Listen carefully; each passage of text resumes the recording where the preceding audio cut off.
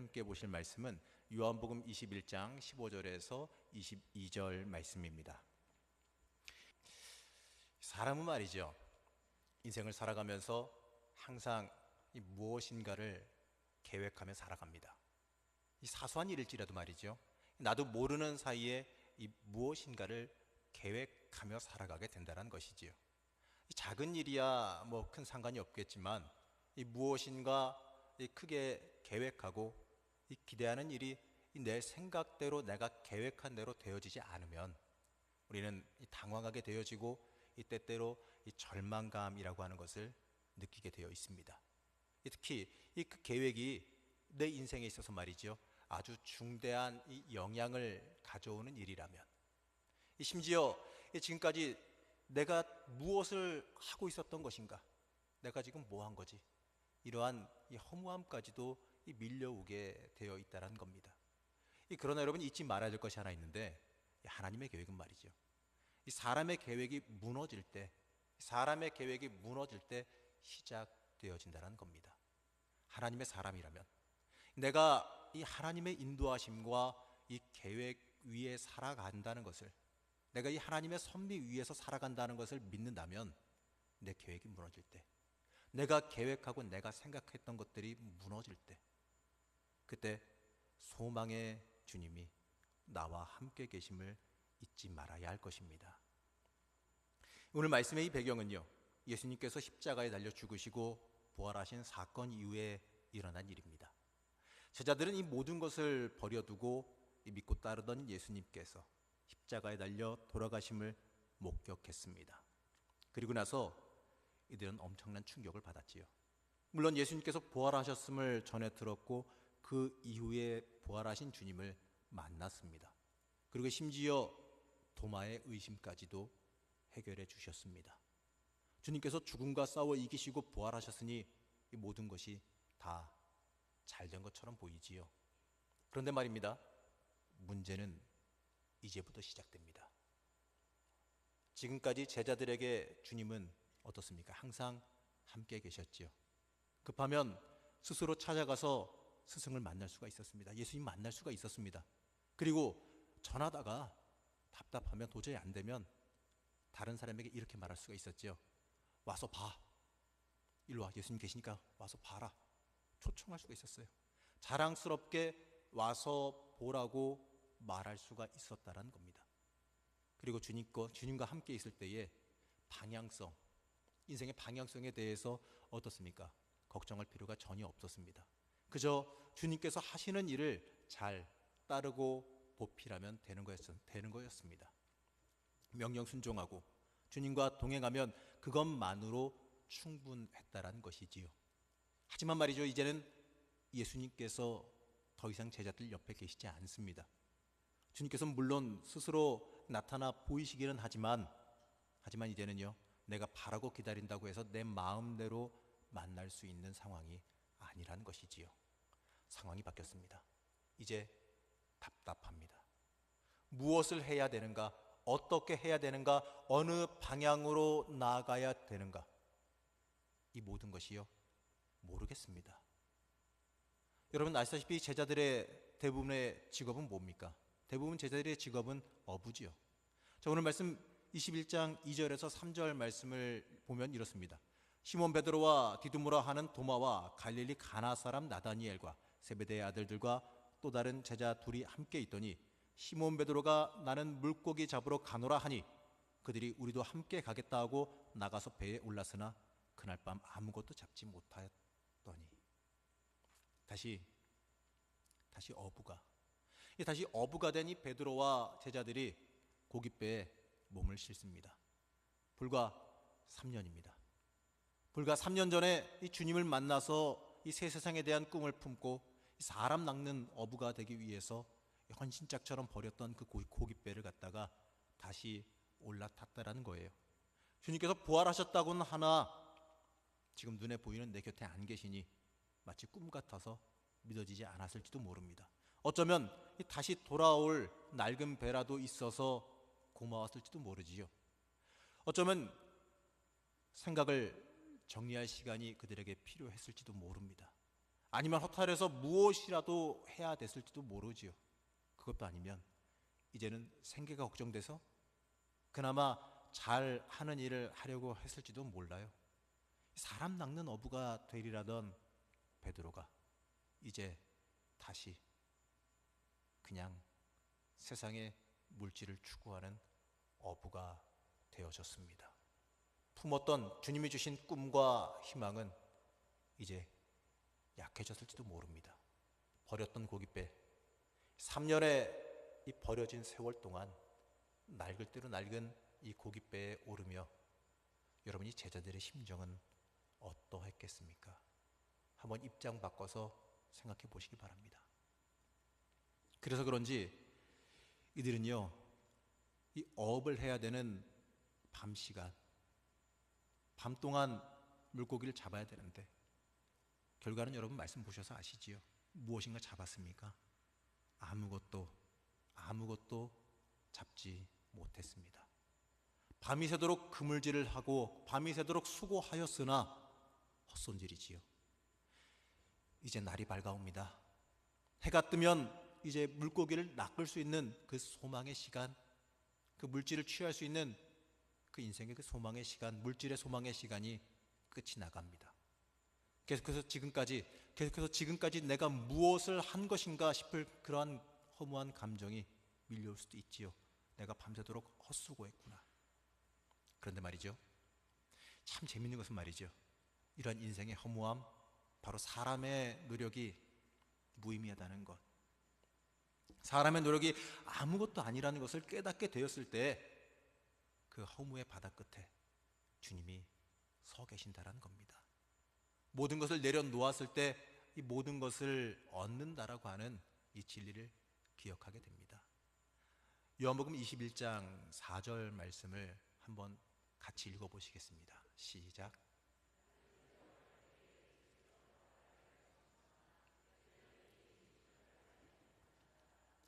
날이 새어갈 때에 예수께서 바닷가에 서셨으나 제자들이 예수인 줄 알지 못하는지라. 원래 이 밤이 지나가지 않으면요, 새벽은 없어요. 절망에 빠지지 않은 희망도 없고 병들지 않은 치유도 없습니다. 불신의 늪을 건너지 않는 신앙도 없습니다. 물론 그렇다고 해서 일부러 그 넘어지는 자리를 찾아갈 필요는 없겠지만 이 절망의 자리, 이 고난의 자리에서 우리가 소망을 가져야 되는 그 이유를 여기서 찾을 수가 있지 않습니까? 밤이 가면 아침이 오기 때문에 그렇습니다. 날이 새어갈 때 바로 자신의 노력으로 수확하는 것을, 물고기 잡는 것을 이제 포기해야 될 때가 다가올 때 이 헛수고한 이 그들은 한 사람을 발견합니다. 하지만 말이죠, 안타까운 것은 누구이신지를 알아보지 못했다라는 거지요. 그들이 헛수고하는 동안 어쩌면 주님께서는 그 자리에 서서 계속해서 안타까운 심정으로 지켜보고 계셨을지도 모릅니다. 바로 그분을 못 알아봤습니다. 아마도 말이지요, 눈에 보이는 것에만 익숙해서인지 변화하신 주님의 모습을 못 보고 있는 것이지요. 대부분 모든 사람에게요, 눈이 달려 있습니다.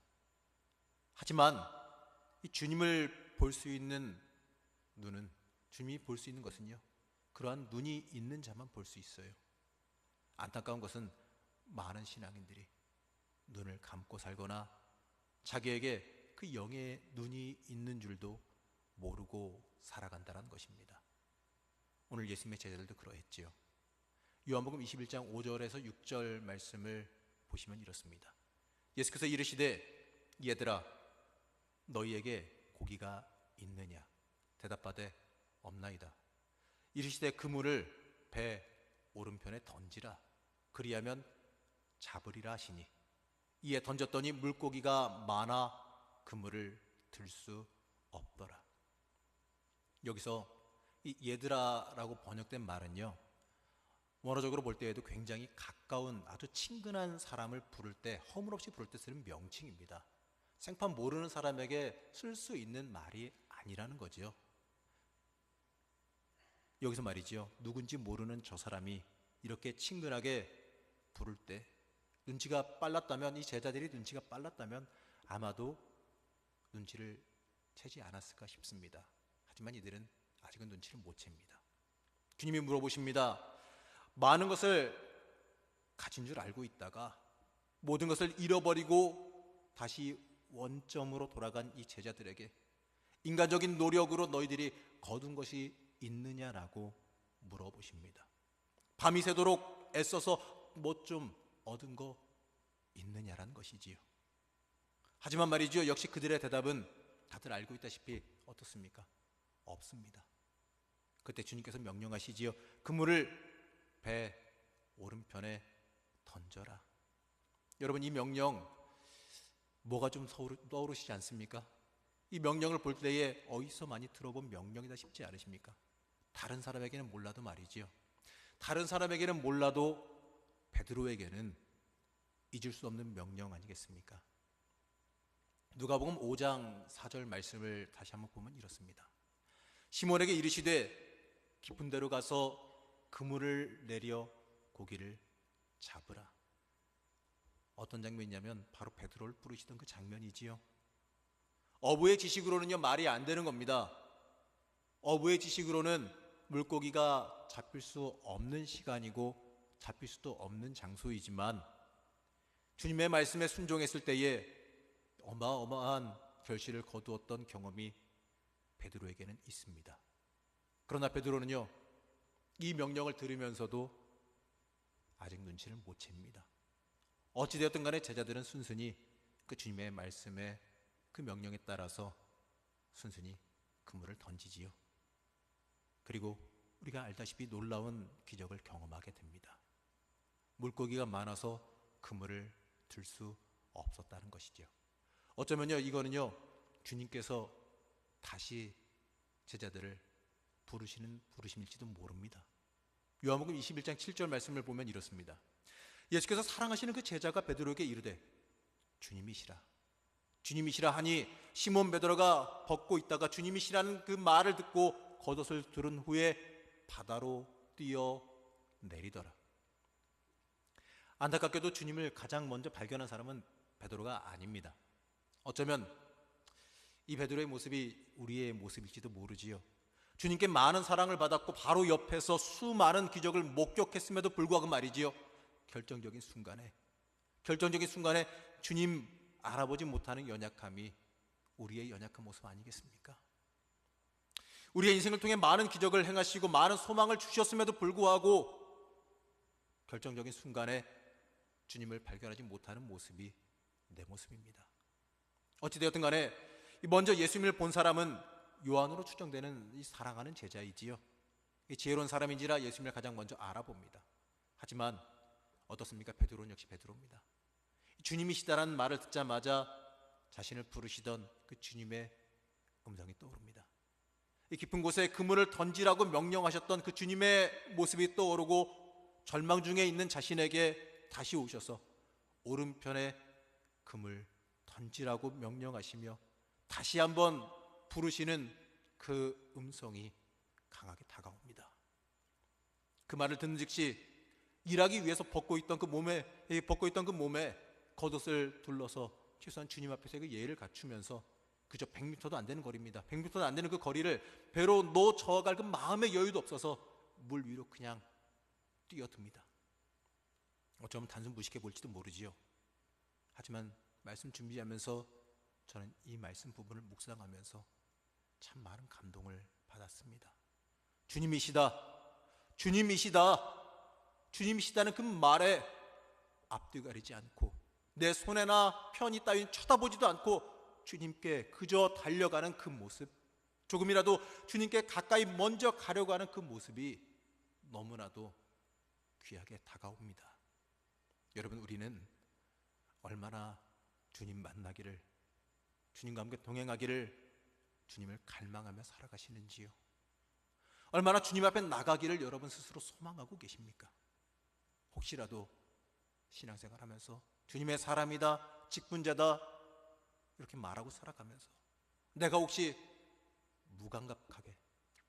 무감각하게 살아가고 있지는 않으십니까? 주님 앞에서 방관자로 살아가고 계시지 않습니까? 여기서 베드로가 조금 전까지 이 절망의 바다에서 그물질을 하고 있었지만 이 주님을 얼마나 스스로 그 속으로 갈망하고 있었는지를 잘 알 수가 있습니다. 우리는 이러한 주님 갈망하는 심정을, 그 마음을 닮아가야 할 것입니다. 우리 스스로 한번 생각해 보시기 바랍니다.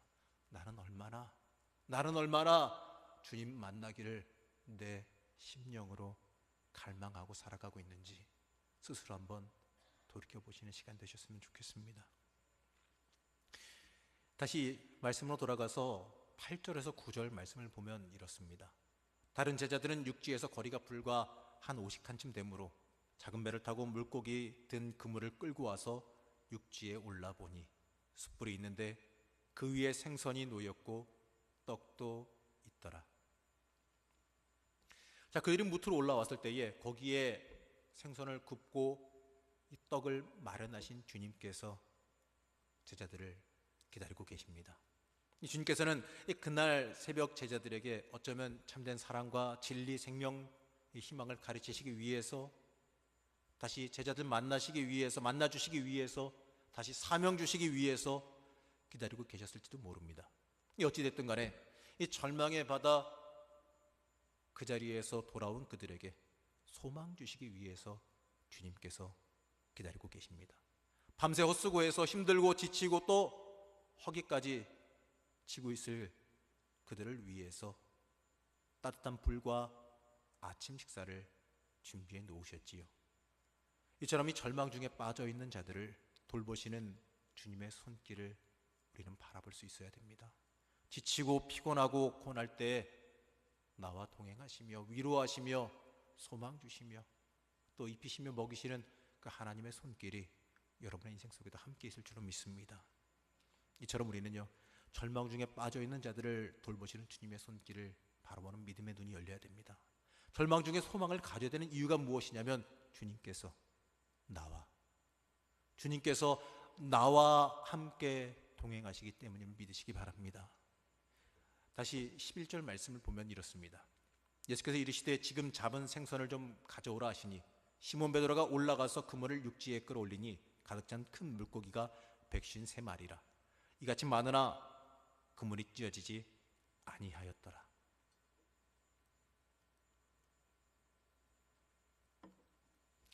주님께서 명령하시기를 마치 기다렸다는 듯이 베드로가 가장 먼저 뛰어갑니다. 여러분, 우리의 인생은 어떻습니까? 주님이 명령하시면 이렇게 베드로처럼 물로 뛰어들고 명령하시면 바로 움직일 수 있는 준비가 되어 계십니까? 여기서 이 생선의 숫자가 153마리라고 하는데 우리가 잘 쓰는 이 모나미 볼펜에도 새겨져 있지요. 이 주석가들은 말하기를 당시 고대 근동 지방에서 물고기 종류를 153가지로 보았다라고 합니다. 그러니까 이 153마리라고 하는 숫자가 이 사도들이 잡아 올려야 되는 이 모든 인종의 사람을 상징한다고도 하지요. 그래서 이 많은 물고기를 잡았음에도 이 그물이 찢어지지 않았다라고 이게 주석하기도 합니다. 어찌됐든 간에 베드로가 이 명령한 대로 물고기를 가져옵니다. 근데 주님께서 말씀하시죠. 예수께서 이르시되 와서 조반을 먹으라. 지쳤으니까 이제 먹고 힘내라는 거예요. 다시 말하면 이제부터 주님께서 새로운 일을 주시겠다는 겁니다. 조금 전까지 절망의 바다 위에 서 있었으나 이제는 새 날, 새 일이 시작되어진다는 것이지요. 이 절망의 바다 끝까지 우리가 소망을 품고 이겨내면 이 주님께서 틀림없이 우리에게 새 힘과 새 소망을 주시고 그리고 이겨낼 힘을 허락하시며 새 날, 새 일을 주심을 믿으시기 바랍니다. 이제부터 국면이 전환되어집니다. 감격의 상봉, 주님 만나는 그 소망의 상봉이 끝이 나고 주님께서 이제 갑자기 베드로에게 물어보시는 유명한 그 말씀이 시작되어지지요. 15절 말씀의 상반절을 보면 그렇습니다. 그들이 조반을 먹은 후에 예수께서 시몬 베드로에게 이르시되 요한의 아들 시몬아, 내가 이 사람들보다 나를 더 사랑하느냐. 갑자기 베드로에게, 어쩌면 밥 먹고 있을 베드로에게 불똥이 튑니다. 이 주님이시라는 말에 망설임도 없이 물로 뛰어들었던 그 열정의 베드로에게 갑자기 물어보시지요. 네가 이 사람들보다 더 나를 사랑하니? 다른 제자들이 나에게 주는 사랑보다 네가 나에게 주는 그 사랑이 더 크다고 말할 수 있느냐라고 하는 질문입니다. 예수님을 3번 부인했던 베드로 아니겠습니까? 다른 사람은 몰라도 자기만큼은 절대로 주님을 부인하지 않겠다라고 했던 그 베드로입니다. 그 베드로에게 주님께서 다시 물어보시지요. 그런데 여러분이 사랑을 말하면서 비교급을 쓰는 게 가능할까요? 저 하늘의 태양에게 산보다 바다에게 더 많은 빛을 비춰줄 수 있냐고 묻는다면 어떻게 대답할까요? 뻔히 아시면서 주님께서 왜 이렇게 당신을 향한 베드로의 사랑을 확인하려고 하시겠습니까? 혹시 예수님께서 뒤끝이 있으셔서 3번 부인했으니까 너 한번 변명해보라 이렇게 말씀하셨을까요? 아니면 베드로가 3번 부인했으니까 그 체신이 떨어졌으니까 이제 회복시켜 주시기 위해서 3번을 물어보셨을까요? 마가복음 14장 27절에서 29절 말씀을 요약해서 읽어보면 이렇습니다. 예수께서 제자들에게 이르시되 너희가 다 나를 버릴지라. 베드로가 여짜오되 다 버릴지라도 나는 그렇지 않겠나이다. 사실 베드로가 이렇게 장담해서는 안 되는 겁니다. 베드로의 그 마음은 물론 잘 압니다. 하지만 그렇게 장담해서는 안 되지요. 사람은 자신에 대해서 어떤 말로도 장담할 수 없습니다. 주님은 베드로가 여전히 그러한 마음을 지니고 있는지, 스스로에 대해서 아직도 내가 더 잘났다라고 장담하고 있는지 그걸 물어보고 싶으실지도 모릅니다. 그래서 지금 네가 지금도 다른 제자들보다 더 나를 사랑하느냐고 물어보셨을지도 모릅니다. 베드로는 이 질문을 듣고 당혹스러웠을 겁니다. 속으로 주님 왜 그러십니까? 이럴지도 모릅니다. 민망한 베드로가 이렇게 대답하지요. 주님 그러하나이다. 내가 주님을 사랑하는 줄 주님께서 아시나이다. 자, 이제 베드로의 대답에서 비교급, 이 사람들보다 이거는 빠졌습니다. 달라지긴 했다는 거지요. 여러분, 이처럼 우리의 인생에도 이러한 교만이 빠져나가야 됩니다. 내가 누구보다 더 낫다, 나만 할 수 있다, 이 생각이요, 참 죄송하지만 버려야 됩니다. 우리가 죄를 감당하면서 또 우리가 하나님의 자녀로 또 직분자로 이 땅 살아가면서 우리가 버려야 될 생각 중에 하나가 내가 누구보다 더 나만. 주님 앞에서요, 우리는 다 똑같은 죄인에 불과합니다. 내가 더 낫다고 생각하는 그 순간 나는 오히려 더 못한 자가 된다는 것을 잊지 말아야 됩니다. 주님은 다시 또 베드로에게 물어보시지요. 또 두 번째 이르시되 요한의 아들 시몬아 네가 나를 사랑하느냐 하시니 이르되 주님 그러하나이다. 내가 주님을 사랑하는 줄 주님께서 아시나이다. 베드로는 아직도 눈치를 채지 못했는지 똑같은 자신의 이 사랑의 장담만 계속해서 대답합니다. 그러자 주님께서 한 번 더 물어보시지요. 3번째 이르시되 요한의 아들 시몬아 네가 나를 사랑하느냐 하시니 주님께서 3번째 내가 나를 사랑하느냐 하심으로 베드로가 근심하여 이르되 주님 모든 것을 아시오매 내가 주님을 사랑하는 줄 주님께서 아시나이다. 예수께서 이르시되 내 양을 먹이라. 여러분, 똑같은 질문이 계속 반복되는 것은요, 대답이 마음에 들지 않아서예요. 3번째 같은 질문을 받았을 때 그제서야 자기 자신에 대한 그 믿음, 확신, 내가 그렇습니다라고 하는 그 믿음을 거둬들이고 베드로는 대답합니다. 그렇습니다. 그렇습니다. 그렇습니다라고 하는 그 자신만만한 대답을 거둬들이지요. 주님을 사랑하는 것은 분명히 맞고 잘 압니다. 베드로가 주님 사랑하는 건 맞습니다. 그러나 그렇다고 해서 내가 주님을 사랑한다라고 스스로 주님 앞에서는 장담할 수가 없어요. 사람의 인생이 사람의 인생에서 이 내가라고 하는 그 주어가 살아 숨쉰다면 죄송하지만 아직 멀었습니다. 하나님 앞에서 내가는 죽어야 됩니다. 하나님 앞에서 내 의나 내 생각, 특히 내 인생에 쓸데없는 고집은 버려야 됩니다. 하나님 앞에서 내가 원하는 방향과 내가 원하는 소망을 또 내가 원하는 그 시기를 특정 지어서 고집 부리고 있지는 않은지 한번 스스로 생각해 봐야 합니다. 그것은 하나님 앞에 영적인 미련함입니다. 베드로가 고개를 숙이고 자기 자신에 대해서 머뭇거릴 때에 주님은 이제 질문을 마치시지요. 그리고 똑같은 명령을 3번째 내리십니다. 내 양을 먹이라. 이것은요, 주님께서 하시던 일을 네가 계속해서 하라는 명령입니다. 그러나 일은 알아야 될 게 베드로가 하긴 하지만 베드로의 일은 아니지요. 너의 양을 먹이라가 아니라 주님께서 내 양을 먹이라고 하셨기 때문에 그렇습니다. 주님의 일입니다. 무엇인가 잘 되면, 여러분 잊지 마십시오, 무엇인가 여러분의 인생에서 일을 하다 잘 되면요, 그건 주님이 하신 겁니다. 내가 한 거 아닙니다. 그러나 명심하십시오. 뭐가 제대로 안 되면 주님이 나 버리거나 주님이 일 잘못하신 게 아니라 내가 잘못했기 때문입니다. 나를 하나님의 일꾼으로 여기는 사람은 이러한 마음가짐으로 살아가야 돼요. 저는 이 부분을 읽으며 이런 생각을 한번 해봤습니다. 너는 얼마나 내 자신을 하나님 앞에 내려놓았느냐, 얼마나 하나님 앞에 순종할 준비가 되어 있고 하나님의 명령에 머뭇거리지 않고 뛰어나갈 준비가 되어 있느냐, 주님 따라갈 준비가 되면 너는 얼마나 되어 있느냐, 하나님 앞에 철저히 순종할 준비, 너의 인생의 고집과 아집을 내려놓았느냐, 하나님이 너의 인생의 방향이자 하나님 마음에 합하게 살아갈 준비가 되어 있느냐, 주님 음성 들을 수 있는 마음의 문이 열려 있느냐, 주님 음성 듣고 그에 따라 순종할 수 있는 영의 준비가 되어 있느냐. 그렇다면 내가 너에게 주는 그 사명을, 내가 주는 내 일을 감당하거라. 사랑하는 성도 여러분, 여러분은 얼마나 하나님 앞에 내려놓으셨습니까? 얼마나 하나님 앞에 스스로 나아가 계십니까? 혹시라도 내 인간적인 욕심, 내 인간적인 자만, 내가 원하고 바라는 것으로 내 속이 꽉 차 있지는 않습니까? 주님이 나를 주관하게 하셔야 됩니다. 주님이 내 인생의 참된 주인 되셔야 됩니다.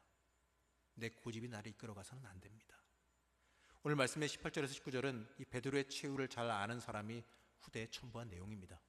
젊어서는 스스로 띠뛰고 원하는 곳으로 다녔거니와 늙어서는 내 팔을 벌리리니 남이 내게 띠띠우고 원하지 아니하는 곳으로 데려가리라.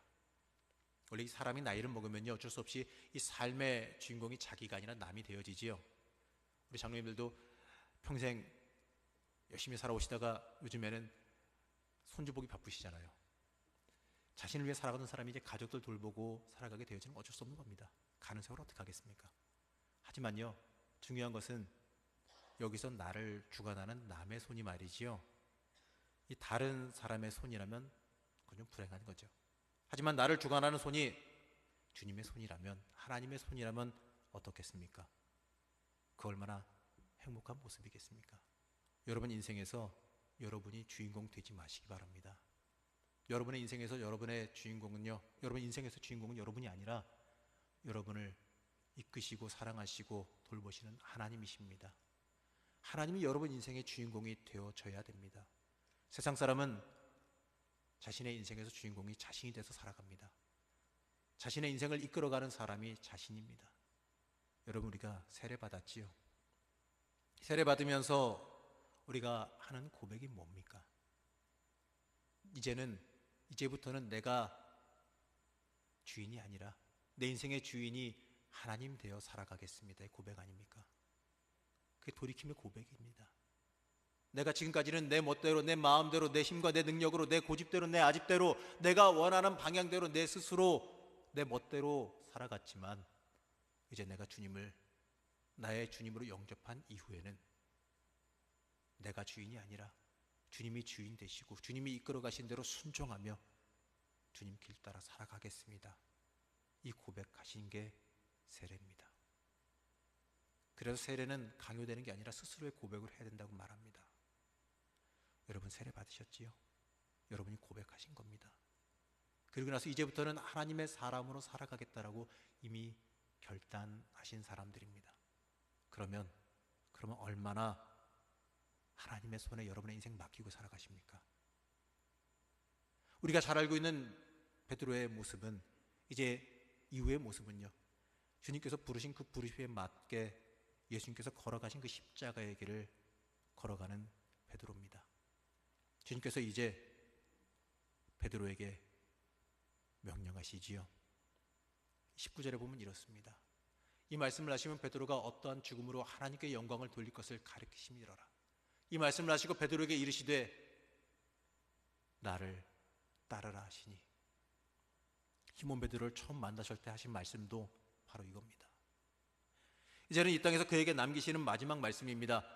나를 따르라 해서 나를 따르라로 이어집니다. 주님 앞에 나를 내려놓고 하나님 붙잡은 베드로에게 명령하시지요. 나를 따르라. 베드로는 그 명령에 따라 살아갑니다. 심지어 전해지는 전승에 따르면 십자가에 거꾸로 매달려 순교하기까지 주님의 길을 걸어갑니다. 여러분 영화 쿠오바디스 아시지요? 쿠오바디스 도미네.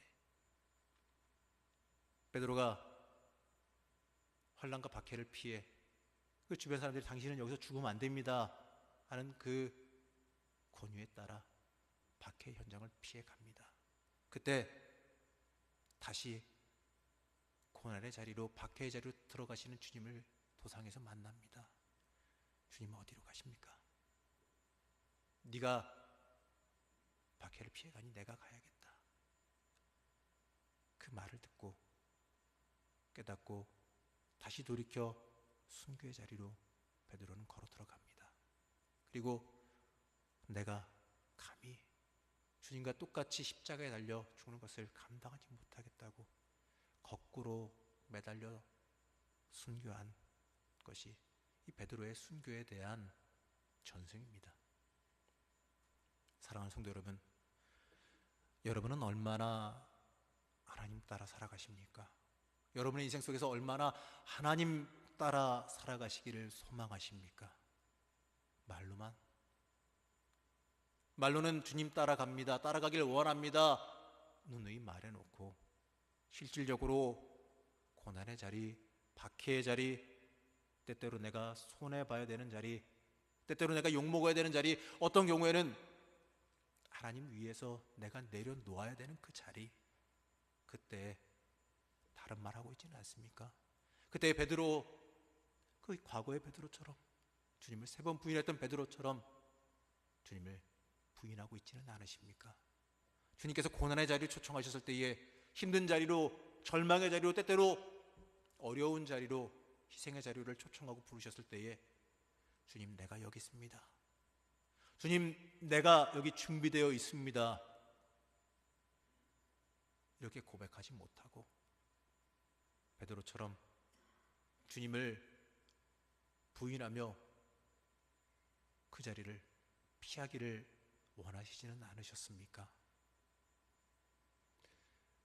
주님께서 오늘 부르십니다. 나를 따라오너라. 나를 따라오거라. 나를 부르는 이 초청이자 명령이 나를 향한 명령이자 하나님의 사명임을, 우리에게 주시는 사명임을 기억하시기 바랍니다. 이 하나님의 부르심 앞에 순종할 때에 우리는 감사함으로 나갈 수 있어야 됩니다. 근데 말이죠, 이러한 중에 베드로는 다른 것을 눈에 들여놓습니다. 20절에서 21절 말씀을 보면은요, 베드로가 돌이켜 예수께서 사랑하시는 그 제자가 따르는 것을 보니 그는 만찬 속에서 예수의 품에 의지하여 주님을 파는 자가 누구오니까 묻던 자더라. 이에 베드로가 그를 보고서 예수께 여짜오되 주님, 이 사람은 어떻게 되겠사옵나이까? 원래 여러분 전진하려면요 앞을 봐야 돼요. 그래야 넘어지지 않고 방향도 틀리지 않게 가게 되어 있습니다. 그래야 우리 삶에 역사하시며 이끌어 가시는 그 하나님의 섭리도 우리가 깨닫게 되어집니다. 그러나 이 부분에서 이 베드로는 나를 따르라 라고 하는 그 명령을 받았음에도 말이죠, 돌이켜 그 제자가 따르는 것을 봅니다. 앞을 봐야 될 사람이 옆을, 뒤를 본 것이지요. 이 한 순간이라도 우리가 주님의 길을 걸어가며 눈길이 흩어져서 옆이나 뒤를 보게 된다면요, 참 죄송한 이야기지만 본질을 놓치게 되고 맙니다.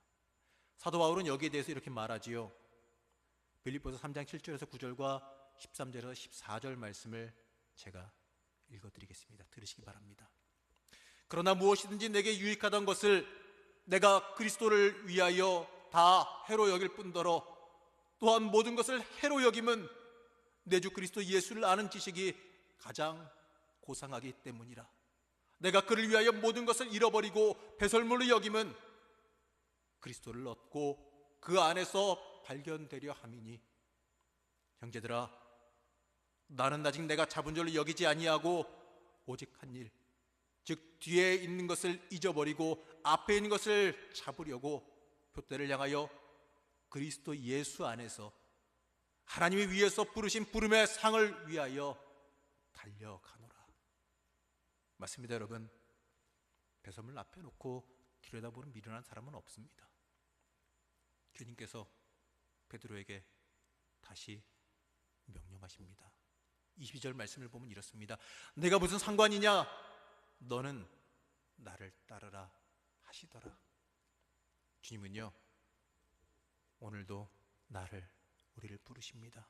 너는 나를 따르라고 부르십니다. 절망 중에 소망 되시고 길이 되시며 목표와 목적지가 되시는 주님이 우리를 지금도 부르십니다. 너는 나를 따르라. 세상의 수많은 유혹과 방향성 앞에서 주님은 이 길이 내가 가야 될 길이라 부르십니다. 귀의 자녀들은 바로 그 길 따라가며 주님 주시는 일을 이루어 나가며 살아가야 합니다. 과거를 돌이켜보며 연연할 것이 아니라 주님이 주시는 소망, 주님께서 주시는 그 길을 바라보기 바랍니다.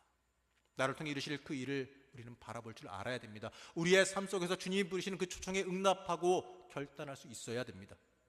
여러분, 내 계획으로 살아가는 게 아니라 주님의 인도하심과 주님의 계획으로 우리는 살아갈 수 있어야 합니다. 절망 중에 소망이 되시는 하나님, 우리의 길과 되시는 그 진리의 소망 되시는 하나님 만나기를 우리 인생 속에서 갈망하며 살아가야 됩니다. 그리고 그 하나님 따르는 삶을 결단하시기 바랍니다. 그 길이 생명의 길이고 축복의 길입니다. 여러분 인생 속에서 말이지요, 하나님이 생명 되셔야 됩니다. 우리 인생 속에서 여러 가지의 많은 유혹들이 있고 방향성들이 주어진다 할지라도 말이지요, 나는 주님 붙잡겠습니다. 이러한 고백이 우리의 삶에, 우리의 소망 중에 나와야 될 줄로 믿습니다. 고난을 만나시면, 어려움 만나시면 그 고난과 어려움 끝에 주님이 서 계십니다. 그 고난과 어려움 끝에 서 계시는 그 소망의 주님 붙잡고 너는 나를 따르라, 너는 나를 따르라 명령하시는 그 주님 붙잡고 철저히 주의 길 따라가시며 승리하시는 주님의 자녀들, 주의 일꾼들 되시길 이 시간 결단하시길 바랍니다. 우리 인생 인도하신 그 하나님 붙잡고 하나님 위해 살아가시길 결단하시기 바랍니다.